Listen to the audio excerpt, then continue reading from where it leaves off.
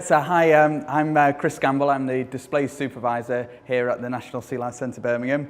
So I've been lucky enough to travel over to Calgary in Canada, where I spent the last week getting to know the group of penguins over there, in particular the Gentoo penguins, because 5 of their Gentoo penguins have come over on the plane with me back to the UK.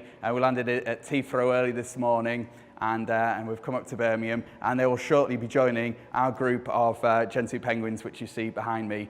So just now they've gone into our quarantine area, so they've just got a short wait in there before they can go and meet the rest of our group. And then hopefully we're going to see some good breeding behaviour from them.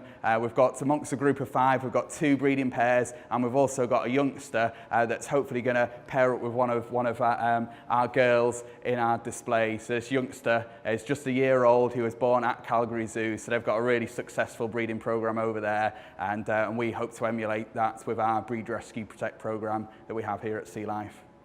So yeah, the birds have moved into a specially designed quarantine facility just back of house.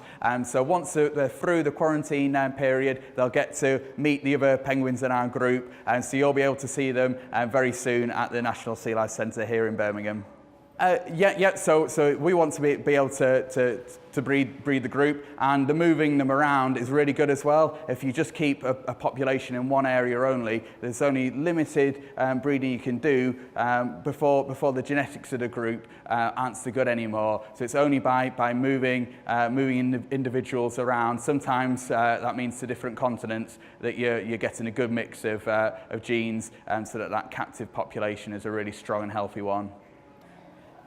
Yeah, so Gentoo penguins, they like it really cold. They're a subantarctic species, and so they like it to be nice and chilly, which handily, it's winter time, and in Canada, it's pretty cold just now. It's been unseasonably warm, oddly, but even so, that still means it's not really above 10 degrees very often there in winter time.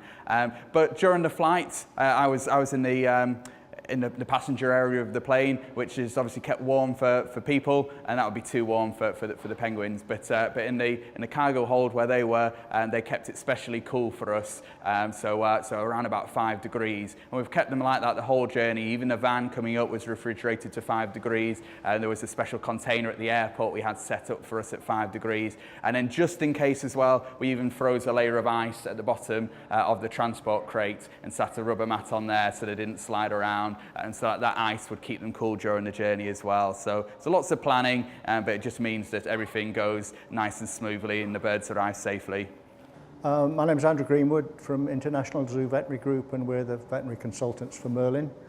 I'm here today to check the birds over as they arrive, and because they're coming from a third, i.e. non-EU country, we have to run a couple of tests for the agriculture department to make sure that they're free of any viruses that might affect poultry. So that's what we've been doing. We've taken them out of the crate and taken them into the quarantine, taken a couple of swabs, read their microchips, weighed them, generally checked them over and found them absolutely fine, and let them off into the quarantine room. And they'll stay there for the statutory period, and then they can come out into the exhibit with the other birds. It's interesting actually, but the interesting thing is that of course they're on a light cycle here, which is not only daily but is also annual. In other words, we darken it in the winter, the Antarctic winter, and lighten it in the Antarctic summer. So they're in a bit of a jet lag situation anyway, really. So I think they'll get over it fairly quickly if they were.